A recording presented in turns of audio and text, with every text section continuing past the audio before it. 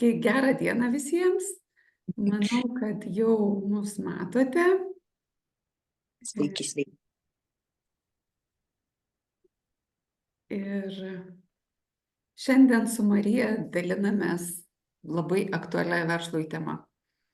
Kodėl kalbam šitą temą? Todėl, kad jinai yra viena tokia svarbiausių, man atrodo. Ir pradžiai prisistatyk Marija ir aš trumpai pasisakysiu, kodėl mes čia turim teisę apie tai kalbėti. Aha, tai tą pirmąją teisę man perdavė. Taip, taip.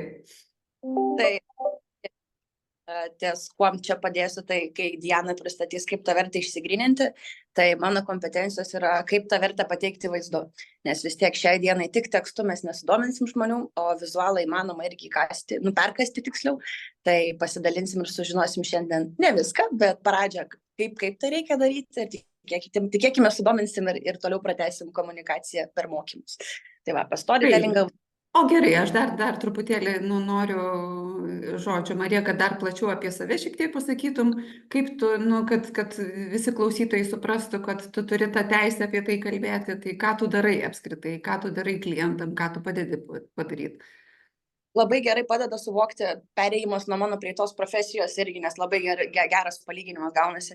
Kadangi mano pirmoji profesija buvo architektė urbanistė, tai aš ir sakau, kad nuo miestų rajonų vertimo iš apleistų į mylimus, dabar tai darau su verslais, su brandais. Tai gaunasi tokia skaitmeninė erdvė pereinam, nes vis tiek aplinka labai veikia mūsų sprendimus ir kodėl nepanaudojus tam, kad tai galiausiai būtų naudinga mūsų verslo pateikimai. Tai ką aš ir darau, kuriu verslo įvaizdžius, bet irgi apie tą efektyvą raišką versle. Tai yra, kur jūs kuriat vertę ir tai pateikti per storytellingą, kad žmogui rezonuotų jūsų tiksliniai auditorijai. Na ir aišku, bonusas tas, ką pati supratau, kad dar to pačiu gerai padedu ir išsigryninti, kas yra ta auditorija. Tai vat. O kas yra storytellingas? Vaizdu. Dar tokį tu labai dažnai vartoji terminą, bet ne visiems, manau, girdėtas jis yra. Tai vis tiek, va čia turbūt ir yra tas pagrindinis momentas, bet irgi kuom skiriasi, kai atrodo, įvardėjau paslaugą, kodėl neparduoda. Tai čia tas ir yra, kad jeigu žmogui nesurezonavo su jo kokia nors jo vidiniu įsitikinimu, jo istorija, jo poreikiu, jo problema ir būtent vaizdu, nes kad tekstą pradėtų klausytis, mes jau turim būti įdomus. Tai va čia yra tas labai svarbus momentas pasiruošti, kad jūs būtumėte įdomus. Ir kaip pat ir tekstu labai duoda, kad mes parduosim per istorijų pasakojimą. Tai lygiai tą patį galima būti vaizdu. O kadangi vis tiek dažniausiai ir tiek Dianos, tiek mano auditorija, tie, kurie orientuoti maksimalią vertę, tai reikia suderinti tą, kad irgi ir tekstu, ir vaizdu mes turim tą maksimalią vertės raišką. Gerai, tai trumpai prisistatysiu, kas aš tokia esu. Šiuo metu mano įdomiausia turbūt sritis, į kurią aš gilinuosi ir neriu visą galvą, tai yra finansinis verslo raštingumas, bet verslo vertė, ta tema, apie kurią mes šiandien daliname su Marija, yra neatsiejama to dalis, nes man labai patinka mano mentoriaus Dainiaus apibrėžimas verslo paties, kad verslas yra vertės kūrimas ir tos vertės vertimas pelnu. Ir ką aš stebiu, tokia didžiulė problematika kaip verslo mentorė ir išorinė verslo partnerė verslų, stebiu tokią problematiką, kad verslas retai kada gilinasi į tą sritį arba tiesiog nepakankamai dėmesio jai skiria. Atrodo, kad koks svarbiausias dalykas. Svarbiausias versle yra pelnas, ne? Ir paradoksas toks, kad to pelno niekas neskaičiuoja. Kitas dalykas, svarbu kurti vertę ir spręsti problemą. Ir mes nežinom nei kokią vertę kūrėm, nei kokią problemą sprendžiam. Galų gale paaiškėjo tokie momentai, kurie atrodo tokie šokiruojantis, ne? Ir taip skamba labai, kaip sakyti, kontroversiškai, bet dėja, realybė tokia yra ir labai dažnai susiduriu. Ir vienas momentas, tarkim, kai pradedam dirbti su klientais finansiniam temom, skaičiuoti, prognozes dėliotis, tai aš ne vieną klientą girdėjau, ne vieną jo pareiškimą iš savo kliento, kad man buvo lengviau išmokti skaičiuoti srautus, negu išsigryninti savo verslo vertę. Tai įsivaizduoju, kad tai dėl to mes ir kalbam ir dalinamės šiandien ir dalinsimės dar už savaitės mokymuose, dėl to, kad tai tikrai nėra pačiam labai paprasta. Kaip tu manai, Marija, dėl ko pačiam nėra taip paprasta padaryti? Išsigryninti savo verslo kuriamą vertę. tau atrodo, kad viena yra svarbu, klientam visai kita, nes čia vis tiek yra interaktyvumas svarbiausia, ką tavo klientas mato. Bet čia, aišku, tu tą puikiai. Tu iš kitos pusės tu irgi labai daug prisidėjai prie to išmokymo, man kiek tai yra svarbu, nes lyg ir už pradžio užčiapai tą pradžią, bet kuo giliau lendi, tai vis tiek va tas yra, kad turim susidurti tam pačiam taške. Tai yra, kur aš matau savo vertės ir kur klientas ir kad tai visur atsispindėtų. Nebūtų tas, kaip sakant, vienapusis monologas. Jo. Na, jeigu taip, išskleisti, kas yra apskritai vertė, kad būtų aiškiau, apie ką mes čia kalbam, tai yra, sakykime, taip, kaip apie apibrėžimą galiu pasakyti, kad vertė yra tai, už ką klientas pasirengęs mokėti, nes tai viršyje jo išlaidas. Ta prasme, kad reiškia, jisai gauna daugiau negu sumoka. Va čia yra vertė. Ir kol to nėra ištransliuojama, tol, aš labai dažnai mėgstu sakyti, kad kol klientas jūsų nesuprato, kokią vertę jūs parduodat, kokią vertę jūs kūrėt, jisai nebus pasirengęs už tai mokėti. Net ir jeigu tai tikslinis klientas, ne? Jeigu apie netikslinius mes nekalbam, bet čia irgi vertės išsigryninimas mums padeda atskirti savo tikslinius klientus nuo netikslinių. Ar taip, Marija? Tikrai taip. O tu gal jau norėsi ir tas, vis tiek jau ir kaip ir skaidrės informacija, nori, kad pasidalinčiau, nes mes dar nepaleidom, perspėjau. Ne, nepaleidom. Aš tiesiog dar kalbu, dar žinai, daug turiu ką pasakyti, svarbu neužsikalbėti per daug. Gerai, tai gali parodyti, ką mes čia trumpam keletą tokių momentų norim šiandien su jumis pasidalinti. Bet iš esmės, sakykime, du tokie pagrindiniai momentai, apie ką aš kalbu, tai vertė klientui ir vertė pačiam jūsų verslui. Ir tai yra labai susiję momentai. Nes klientas kurdami vertę klientui, jūs kursite ir vertę savo verslui. Nors tai yra skirtingi dalykai, bet apie tai šiandien plačiau nenoriu išsiplėsti, nes tai yra reikalų apie tai papasakot, bet noriu atkreipti tik tai dėmesį, kad tuos du momentus turit labai gerai išsigryninti. Kas yra vertė klientui ir kas yra vertė jūsų verslui. Ir kaip tos vertės abi gali būti susijusios. Toliau, Marija. Toliau. Taip, tai unikalus vertės pasiūlymas. Na, tai, sakykime, neseniai perskaičiau naujausią knygą 2004 metų, kur buvo išskirti 5 pagrindiniai punktai, ką verslas turi daryti, kad augtų stabiliai ir tvariai. Tai pirmas punktas buvo unikalus vertės pasiūlymas ir būtent tai, ką čia ir pažymėjau, aiškus, unikalus, tinkamas pažadas klientui ir ką ir kam tu parduodi ir gebėjimas įvykdyti tą pažadą. Labai dažnai irgi susiduriu su tokiu momentu, kad būna net ir žiūrint verslo svetainės, tu pamatai tokį momentą, kad yra pažadėta daugybė dalykų ir realiai tie pažadai nėra vykdomi, nes tu matai iš atsiliepimų, kad nėra vykdomi tie pažadai. Tai geriau žadėti mažiau ir duoti daugiau negu atvirkščiai. Toliau, Marija. Taip, tai kas yra vertė? Čia yra mano mėgiamiausia vertės formulė, tai yra maksimali nauda klientui ir minimalios pastangos. Sakei, Marija, kad čia ir tau kažkas tinkami momentai yra, tai tu gali pasidalinti šiek tiek. Tai čia vis tiek pradžiau tas, kad tos formulės, kai prieisim prie mano, dar yra tavo viena ta pristatymas. Ir va tada labai gerai prisijungs mano. Prie nusekančios pas mane labai gerai susiderins. Gerai. Tai kas yra ta maksimali nauda? Tai reiškia, kad klientas minimaliai įdėjęs pastangų gauna maksimalę vertę. Va čia yra lygų vertės formulė. Tai koks tai galėtų būti pavyzdys, ar ne? Tai reiškia, aš paskambinu Marijai, Marija, padaryk man brandingą ir viskas. Ta prasme, Marija pasako, kad man ten tiek ir tiek reikės įsitraukti, viskas, toliau visą darbą daro Marija. Tai reiškia, mano yra minimalios pastangos, maksimali nauda dėl to, kad aš gausiu rezultatą ir vertė mano verslui yra iš to rezultato. Tai čia irgi, žinai, galima eiti labai giliai ir nagrinėti po siūlelį kiekvieną prekę, kiekvieną paslaugą. Net ir, pavyzdžiui, Jeigu Marija, tu dabar kadangi esi mano klientė, tu galėtum atvirkščiai pasakyti, ne, apie mano paslaugą. Ką tau reikia padaryti, kad tu gautum mano paslaugą. Man tai vis tiek iš tavo tos pusės, bet irgi, kadangi sakiau, mes kiek jau, bent 2,5 metų mentorystė, aš pas tave esu, labiausiai ir patinka, kiek tai man davė vertės mano versle, nes atrodo, brandingas, aš atsiunčiu bele kiek klausimų, aš žmonės neatsiunčia ir po to, iš čia anksčiau būdavo, ir po to, kaip pagalvoju, ne, aš turiu žinot, kokie tie kertiniai klausimai, kad aš ištrauksiu maksimaliai informacijos ir žmogui atsakiusi 10 klausimų, aš jau galiu padėti labai daug turinio. Ir va būtent tas toks, kaip tos katalizatorius tavo klausimai turi vykti. Man va tas ir buvo vienareikšmiškai rezultatai tada visiškai kitokie. Efektyvus su komunikacija su klientu, tavo pačios rezultatai kitokie ir va būtent, kai tu orientuojas, kad kiek kuo mažiau klientų judint pirštų.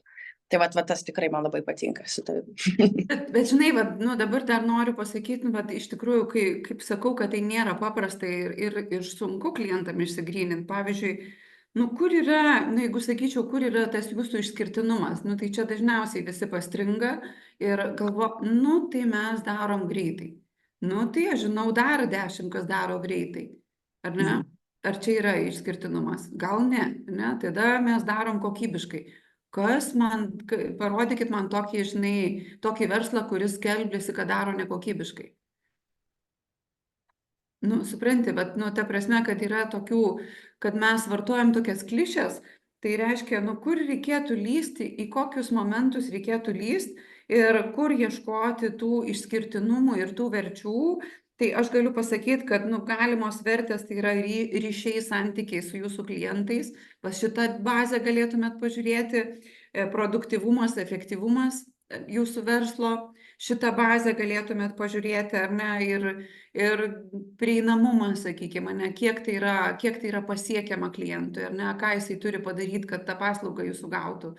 Irgi apie tai dažnai per mažai yra galvojama. Gerai, sekančią galim žiūrėti.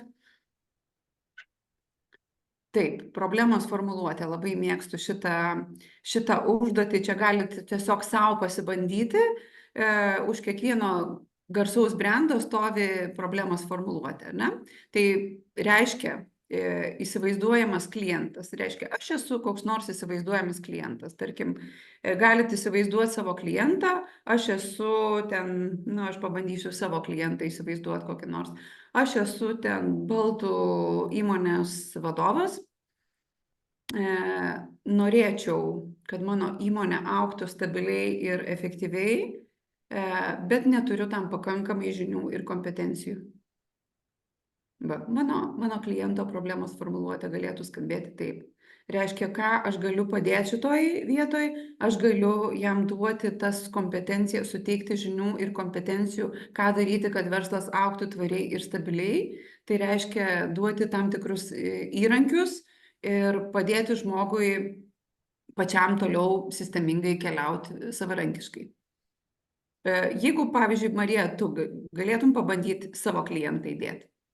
Tai gerai, tai iš mano pusės realiai būtų taip, tai kad aš esu brandingo strategė, bet čia tasme, kaip mano klientas, kaip į mane kreipiasi. Čia tavo klientas turi atsirasti, ne?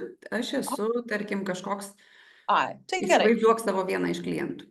Tai tarkim, aš esu apskaitos įmonės vadovas, norėčiau, kad mano verslas taptų pasirinkimų sraute, kuris yra šiuo metu reklama, tarkim, neveikia, aš viską, atrodo, skelbiu tą patį, kas mano konkurencingi verslai, bet rezultatų atrodo neturiu. Tai ir tas yra, nežinau, kaip prieiti prie tos galiausiai konversijos. Ir kas dažniausiai skundžiasi, kad sako, tai žinau, kad mano sritis šiaip puikiai, efektyviai veikia, jinai pelninga, bet man neprieina prie to, tai dažniausiai ir būna tas įvaizdžio klausimas. Tai aš ir buvo, kad parduokit konkrečiai patėl pas jūs su vaizdu. Tai ties šitą problematiką ateina. Mano. Gerai. Gerai. Toliau. Žygiuojam. Na va. Žinau vertę, ką daryti toliau, ar ne? Kai aiškiai išsigryninat vertę, ką daryti toliau, ar ne? Nes neužtenka to, kad žinot jūs tą vertę vieni, ką daryti, kad apie tą vertę sužinotų kiti. Tai jau, Marija, perduodu žodį tau. Ačiū. Tai čia ne veltui ir sakiau, kad labai gerai pasipildo tai, ką Diana sakė, nes mes, kaip sakant, vis tiek mano kaip brandingo strategijos užduotis vis tiek yra neištirščių užburti jūsų vertę, o tai, kad jūs ją patys žinotumėt, bet va tas yra, kad čia šiandien labai gerai padės tą, kad dabar, ką Diana pakalbėjo apie unikalų vertės išsigryninimą, dabar čia yra tas, įsivaizduokim, kad mes jau jį turim ir va ką mums reikia toliau padaryti, kad jisai nepasimestų, kai mes jau norime ją iškomunikuoti. Nes irgi tada iš tikrųjų, jeigu tada ir įvertinti, tai kas yra ta efektyvi raiška. Tai čia kol kas atrodys gal tokia tai kaip ir patriki teiginiai, bet po to, kai prieisim prie formulės, labai susipras visas tas pats momentas, kodėl jie yra iš esmės reikalingiausi.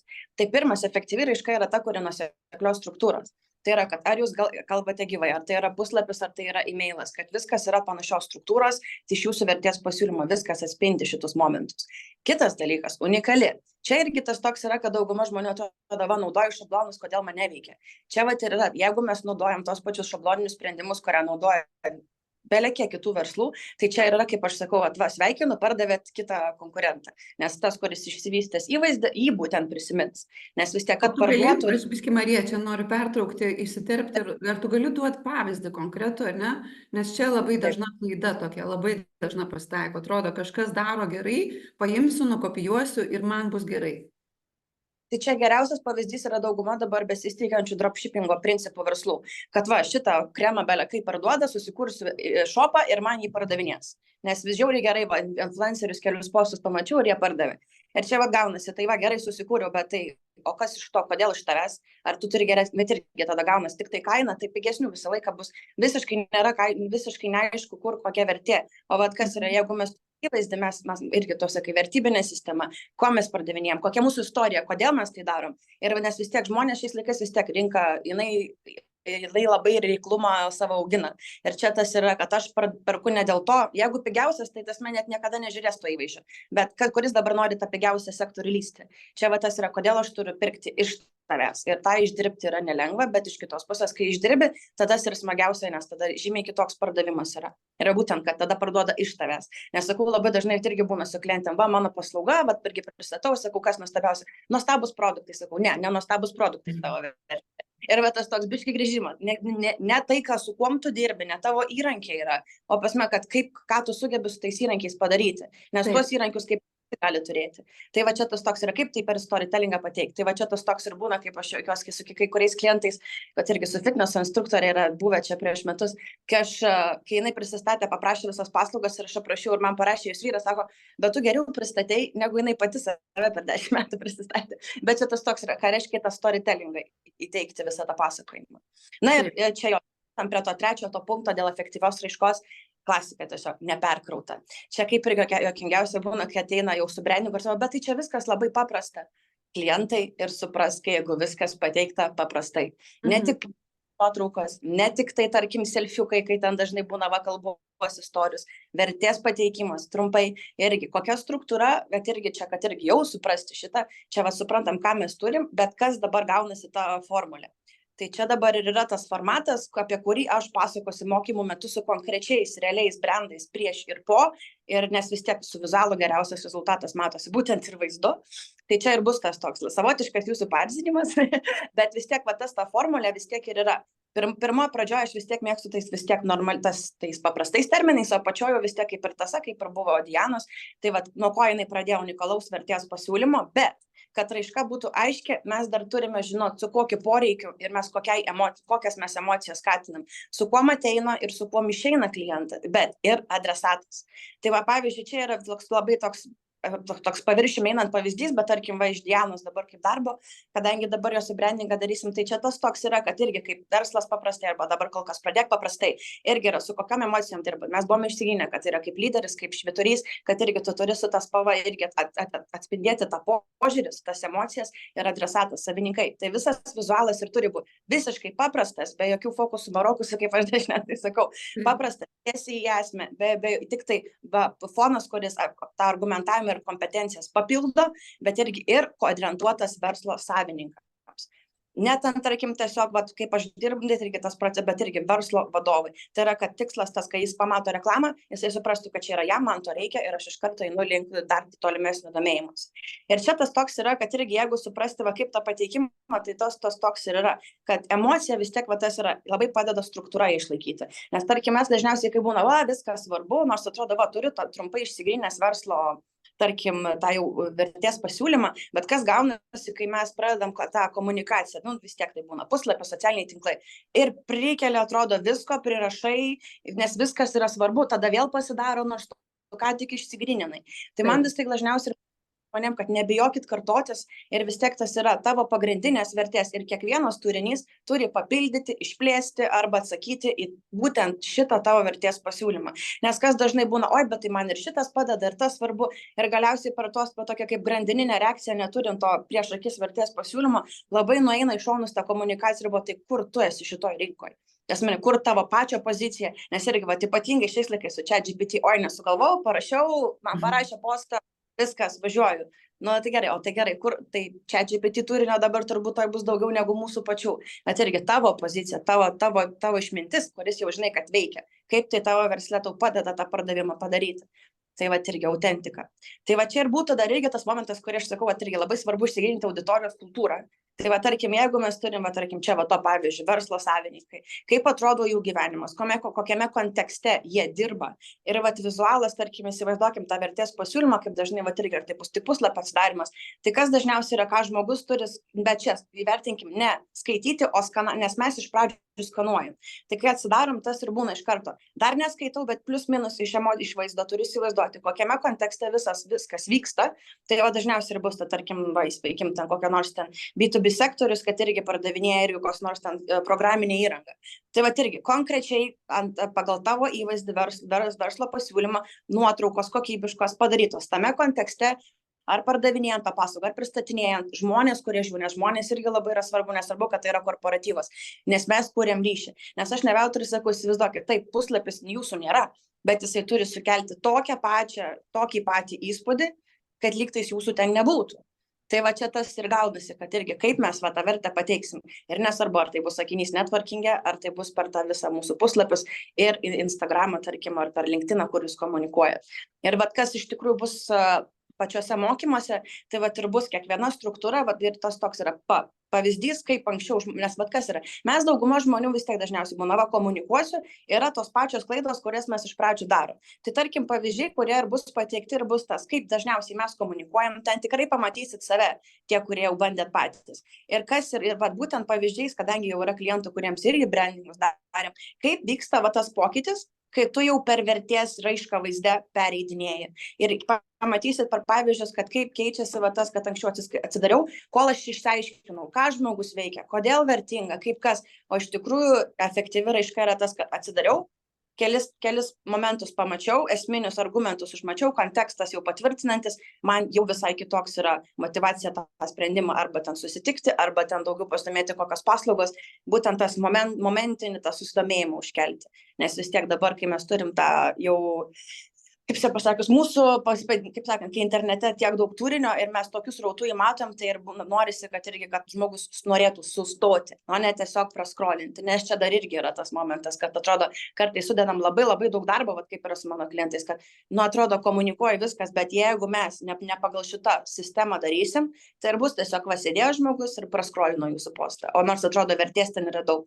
Tai va čia kaip užgaudyti ir bus va iš tos pusės mano. Jo, tu čia gerą problematiką užjudinai apie tą internetinį triukšmą, ar ne, kurio yra labai daug ir jeigu nėra išskirtinumo, tai tikrai tu paskęsti tame triukšme ir nėra kažkokių tokių argumentų, net ir gali būti bandymai kažkokie minimalūs tą vertę transliuoti, bet jeigu nėra argumentuotės, ar ne, bet aš dažnai irgi klausiu, bet jeigu dabar klausot, tai neįsivaizduokit, jeigu maždaug ateina mintis kažkokios, kokią vertę jūs kūrėt, pabandykit savo susidėlioti argumentus atsakykit į tas vertės, ar ne, nes man kaip klientui man svarbu argumentuotai, kad būtų ta vertė ištransliuota, ar ne, ir dar jau sekantis etapas jau apie ką Marija kalbi, tai yra ta žodinė vertė ir vertė vaizdu, ar ne, kada dar lengviau man suprasti, dar lengviau prieiti iki esmės.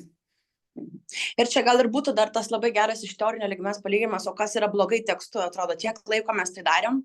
Ir va čia yra tas momentas, jeigu žiūrėjau iš to, kiek žmogus įsimena ir tyrimai padaryti, tai aišku, kad pacituoti, tai čia irgi čia tos jau konkrečiai pasidalinsi per mokymo metu, kad irgi kokiuose kontekstuose tie tyrimai daryti. Bet va tas yra, jeigu tik tai tekstu aprašom ir įsivaizduokim į tą tradicinį tekstą, kad parašė laišką, pristatė paslaugas, ten kažkur nereikia nedaug, 10 eilučių, plius minus irgi niekas neakcentuota ir plius minus ar įdomu dirbti. Ir atrodo taip, jeigu tu pratęs toj struktūrai dirbti sistemai, bet čia kalba eina tą momento sukūrimą, kad parduot ir priešingai, kai jau yra per vertės pasiūlymą, kai yra antraštė, yra aiškus vertybinis tas argumentas, viskas vizualiai sudėliota, irgi visiškai tada tu ir nori perskaityti, nes kas iš tikrųjų yra mūsų smegenys, ką daro. Mes pamatom didelį bloką informacijos, kuris be struktūros ir mes tiesiog toliau nainam, kaip dažniausiai būna, oi, per daug skaityti. Bet taip, mes skaitysim, jeigu mes jau žinom žmogų, jau žinom jo įvaizdį, mes žinom, kad ir tada tai ilgiausias paklodas ir knygą skaitysim. Bet čia yra tas efektyvumas. Užkabinti ir tada pasinaudota vertė. Tai va tas užkabinimo momentas ir yra, ką mes ir bandysim kiekvienam verslui padėti jau per tų mokymų metu atrasti, koks tas užkabinimas, kaip jis formuojamas. Tai ir bus va tas, kad iš tikrųjų dar ką galėsit per šiandien, ką jau girdėjot, pamėginti atsakyti, kas pas jumis yra tas vertės pasiūlymas, su kokiamis emocijomis ir poreikiais jūs dirbat ir kiek įmanoma ta auditorijos kultūra, koks gyvenimo būdas, kontekstas. Su šitais dalykais, jeigu ateisit jau į mokymus, bus kas yra labai gerai pagal pavyzdžius, kuriuos matysit, galėsit jau realiai pamatyti, ką reikėtų lūkesčius kelti ar savo marketingo, ar tarkim pagalvoti ar apie savo kokį brandingo struktūros biškį susikūrimą ar patiems ar su specialistu. Bet visiškai ta sistema, kad yra pagal tą pačią sistemą visur būtų vertė taikyma ir tada, kad klientui būtų aiškiau. Tai ir bus, taip pasidarbuosim. Gerai, tai aš galvoju, ta prasme, mes dar truputį pagrįskim, Marija, apie tai, kad, kodėl svarbu tą vertę išsigryninti, ar ne? Nes šiek tiek kalbėjom dar ir prieš live transliaciją apie tai, kad, kur yra problematika, jeigu verslas neišsigrynina vertės, nes, kaip ir pradėjau nuo pradžių, kad tai yra tiesiogiai susijęs su pelningumu jūsų verslo, ne? Su tuo, ką ir paminėjai, Marija, su pardavimais, ar ne? Tai, kas tiesiogiai generuoja vertę jūsų verslui, ar ne? Ir dar vienas momentas, kadangi kalbam apie klientą, tai klientas yra ta didžioji pagalba jūsų išsigryninant vertę. Pasiklauskit savo kliento, ar ne? Kad dažnai būna taip, kad tai, kaip įsivaizduojam, kokią vertę kuriam mes ir ką pasako klientai, yra vos neradikaliai priešingi dalykai. Ir toksai būna, žmogui toks biškiukas supurtimas. Atsimenu, turėjau tokį pavyzdį vienai klientai, kūriau investicinę skaičiuoklę, bet tiesiog kažkaip iš kalbos išėjo, kad mes pradėjom kalbėti apie jos vertės pasiūlymą. Ten pakankamai brangus buvo produktas ir jį reikėjo gerai pristatyti, kad jį parduoti. Ir paprašiau, kad atsiųstų skaidres, kaip jinai pristato tą produktą. Ir atsiuntė 50 skaidrių. O dievai. O dievai, taip, tai įsivaizduok, kada nors informacija tikrai labai įdomi apie mokslinius tyrimus, apie, ta prasme, labai nuosekliai viskas sudėliota nuo iki, atrodo tikrai viskas labai įdomu, galėtų skaityti kaip knygą, bet žmogui, kuriam tu ruošiesi parduoti, tikrai bus lygiai dzin, net man kaip specialistai buvo, kaip sakyt, gaila laiko tiek ilgai skaityti ir tiek ilgai gilintis, ar ne, tai mes iš tų 50 sudėliojom į, man atrodo, 10 ar 9, netgi, su viršeliu gavosi 10. Tai reiškia, iki kiek tu gali sukoncentruoti tą informaciją ir pateikti, ta bėda, kad, nežinau, turbūt čia visi mes susidurėm, visi verslo vadovai, atrodo, viskas čia labai svarbu, viską čia būtina ir mums pasakyti, kiekvienas žodis yra labai svarbus, taip, bet ištraukti esmę tikrai nėra paprasta. Ar ne, Marija? Jo, nes man labai patinka ir iš mano pačios, tarkim, iš mano verslo pusės, bet tas yra, aš žinau, ką klientas turi turėti, kad jam veiktų. Bet jeigu aš pasakysiu taip, kaip aš žinau, jis visiškai sakys, ką, toks sistema, bla, bla, bla, jis viską dės, bla, bla, bla. Ir va čia yra tas momentas, kad kaip atrasti tos žodžius, kurie nebūtinai tau atrodys protingi, nebūtinai tau atrodys tas idealus. Bet tas perfekcionistinis, jau šita frazė tai puikiai atspindi, ką aš darau, bet jeigu klientas neturi asociacijos to, kad, tai ta vertė ir bus kažkur. ir vis tiek galiausiai nueis pas tą paprastesnį specialistą, bet jisai bus ant to paprasto poreikio vertės siūlymo pasirašęs irgi tai išreiškęs ir nueis pas jį. Nors atrodo, va, pas mane ir kompetencijų daugiau, ir aš ir daugiau rinkoje ir viską. Va, žmogus pavažiavo vien tik tai ant poreikio. Nebuvo kaip ir čia labai lengva dar tas, kad tarkim, va.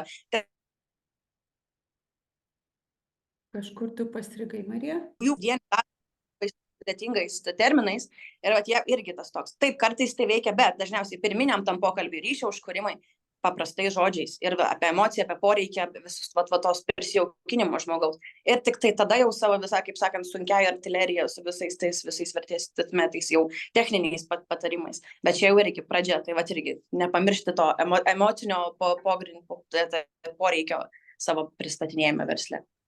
Jo, net, aš pati galiu kaip pavyzdį duoti save, kaip aš pati pradžioj prisistatydavau, tai Dieve padėk, iš tikrųjų, kai tu kalbi tokiais dalykais, kurie suprantami tik tai tau pačiai, tu niekaip negali pasiekti savo kliento, nors tie dalykai tikrai ten viskas ok, viskas yra tiesa, tik tiek, kad tavo klientas nėra ten, kur tu esi ir jam dar reikia, žinai, iki tavęs ateiti, kad jisai suprastų tavo kalbą.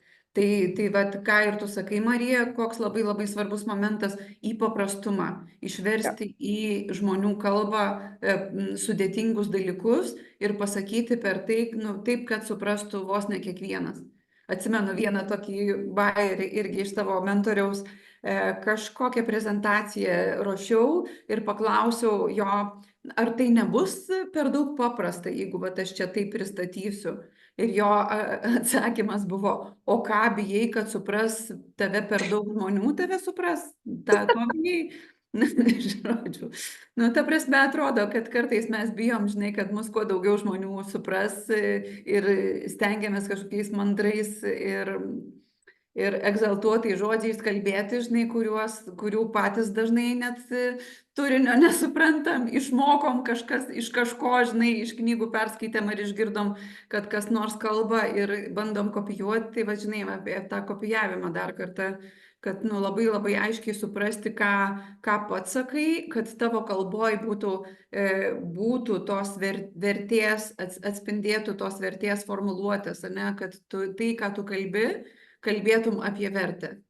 Atsimenu, tai va, baigiant apie tai, žinai, kad apie savo pačios pozicionavimą, tarkim, jeigu aš pasakysiu, kad mokau savo klientus finansinio verslo raštingumo, praktiškai, kad nepasakyti nieko, nes, finansai, girdėtas žodis, raštingumas kažkas, su rašymu kažkas galėtų būti susiję, ne? Jeigu taip, aš šaržuoju, aišku, bet jeigu aš kalbėsiu apie tai, kad aš padedu klientams, kurie dirba daug ir uždirba mažai, jau čia praktiškai atpažins save 98% verslų vadovų. Smulkaus verslų vadovų, nes tai yra statistika ne iš oro, tai yra iš tikrųjų tokia realybė, gal perdėjau šiek tiek, 96% verslų dirba daug, uždirba mažai, nes neskaičiuoja pelningumo, nežino, kaip jį skaičiuoti, nematuoja, matuoja tik tai vienintelį rodiklį, kurį žino, tai yra savo sąskaitą banke. Deja, taip yra. Čia, ta prasme, čia juokas toks pro ašarą šiek tiek yra. Gerai, Marija. Dar tokį noriu, kaip sakyti, dar šiek tiek noriu pasidalinti, apie ką mes kalbėsim su Marija jau sekantį trečiadienį 2 valandą per mokymus. Tai kalbėsim apie tai, tai mano dalis bus ne teorinė, o praktinė. Tai tiksliau stengsiuosi mažiau kalbėti, daugiau daryti kartu su dalyviais, su mokymų dalyviais, tai reiškia, kad praktinę naudą įsineštumėt. Kad ta vertė būtų jums apčiuopiama, negaliu pažadėti, kad išsigryninsit iki tobulumo, bet kad turėsit gaires ir galėsit jau kažką tai dirbti namie arba su savo komanda, kažkiek dar išsitobulinti ir padirbėti, bet pagrindinės gaires turėsit, įrankius turėsit, sakykime, tam tikras metodikas. Keletą metodikų, kurias aš pati naudoju, vėlgi jos yra labai paprastos, bet labai vertingos. Kai atkreipi dėmesį į tam tikrus dalykus ir čia kokia bus mano pagalba, aš, kaip ir Marija minėjai, kas pačiai padėsiu ištraukinėti tos žodžius, padėsiu tam tikrais klausimais kad mes viens kitam dar truputėlį padėtumėm, kad mes pareflektuotumėm viens kito, ne, kaip mums pavyksta tas vertes ištraukti. Tai patikėkit manim, jeigu tai būtų labai paprasta, tikrai nebūtų prasmės ir tos mokymus daryti, bet kadangi tai nėra labai paprasta ir dažniausiai, kad tą reikėtų daryti su kažkuo iš išorės, su kažkuo iš šono, su tuo žmogum, kuris turi didesnę patirtį šitoj srity. Tai vat mes ir su Marija stengiamės tą patirtim pasidalinti, viena iš vienos pusės, kita iš kitos pusės, ar ne? Aš kaip išsigryninti ir kaip pateikti tą vertės pasiūlymą, Marija, kaip vizualizuoti, Jo. kaip pateikti vaizdu. Nes iš vizualizacijos ir pusės ir pamatysi, tai bus visi 5 skirtingi projektai ir kontekstas. Tai yra, kaip atrodo, turiu unikalų vertės pasiūlymą, kaip tai atrodo puslapyje, kaip tai atrodo, kai aš komunikuoju elektroniniu paštu, kaip atrodo procesas ir ką reiškia, kad kaip išlaikyti tą efektyvumą. Nes iš kitos pusės, kaip išlaikyti efektyvumą, iš kitos pusės dar čia viskas suksis apie tai, kaip jo nepamesti. Nes jau šitą tai žiauriai lengva, bet va tas yra, kad minimali, nebūtinai pilnas brandingas, bet paprasti struktūros momentai, kuriuos pritaikius visiškai kitoks yra vertės tas efektyvumo patie pritaikymas. Tai vat ir bus, nors ir tai bus ne jūsų verslai, bet kadangi tai yra labai aiški struktūra per kiekvieną principą, ką reikia išgryninti, jūs pamatysite, kur galite tai pritaikyti savo versle. Bet vis tiek tas toks yra, kad nors ir kaip ir nėra tos labai aiškios teorijos, kuri tinka viskam, bet va tas yra kaip ir su kopijavimu, sakau, ne turinį kopijuoti reikia, o struktūrą. Žiūrėkit iš tų verslų, kurie viską labai jau, jie turi tas labai tarkim, rinkoje stiprius pasiekimus iš įvaizdžio pusės, iš to pozicijos, iš to autentiškumo.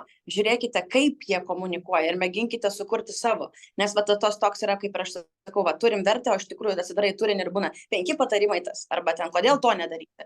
Ir po to gal jau iš karto, ir viskas, net nepaskaičiau, nes vien tik tai tas kaip ten nuvalkėtų tų tokių antraščių naudojimas irgi buvo. Taip, tu esi vertingas, bet tokių momentų naudojimas ir mes va pažiūrėsim, kaip tokių nenaudoti. Tai va. Per pavyzdžiui. Taip.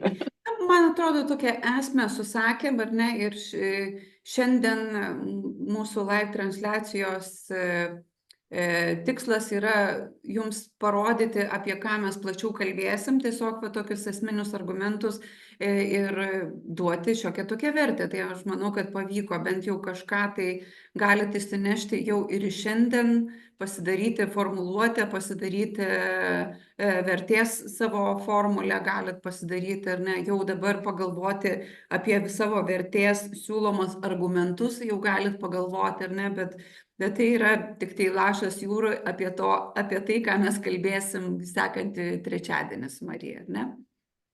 Ir ką dar turėjau pasakyti, Marija? Apie už kiek galima padalyvauti šitą mokymą. Taip. Jo. Tai šiandien šiaip buvo kaina iki pirmadienio viena 89 eurai su PVM-u, bet šiandien iki 6 valandos, jeigu man asmeniškai parašysit, aš galiu dar už tą pačią kainą 3 žmonėm suteikti galimybę dalyvauti mokymuose. Šiaip nuo pirmadienio kaina yra 120 su PVM-u. Tai tik tiek. Na, nežinau, pabaigai, ką norėtum dar, Marija, pasakyti? Aš jau tiesiog pati nekantrauju mokymą. Taip. Taip. Bet kai jau ateina, tai jau dabar pas nekantrauju. Jo, man irgi labai patinka šita tema, nes, kaip minėjau pradžioj, tai yra viena svarbiausių verslui temų, kaip yra, sakykime, tikslinis klientas, ar ne, vertės pasiūlymas, bet šitų dalykų atrodo, ką čia kalbėti apie tos dalykus, dažnai numojama rankom dėl to, kad, yra, kaip sakyt, marketinginis triukšmas, kuris užgožia ir sako, kad nebūtini šitie dalykai, pirkit reklamą, investuokit į reklamą ir ateis pardavimai, ar ne? Tai aš čia tokių kontrargumentų turiu labai labai daug stiprių, kad, tai yra taškymas pinigų į orą, jeigu nėra išgrynintas vertės pasiūlymas. Tai va, tai su ta žinia noriu jūs palikti